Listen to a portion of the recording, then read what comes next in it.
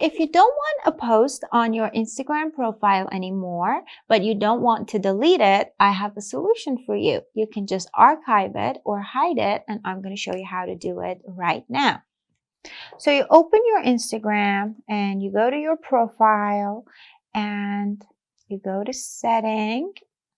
From your activity, you can choose posts. And here you will be able to select the posts that you want to archive and just tap on this archive button. Pay attention not to tap delete because it will delete them permanently.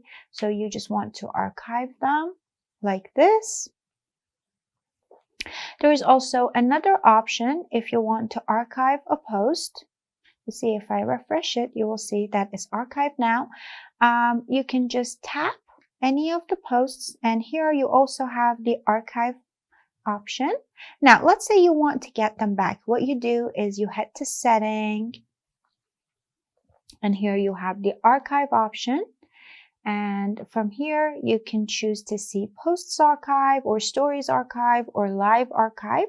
We want to see the archive of our posts. So here I can just tap on that and choose the option show on profile, and this photo will be shown on my profile again. So if I go back and refresh it, you will see that I have my posts again and I have not deleted them permanently.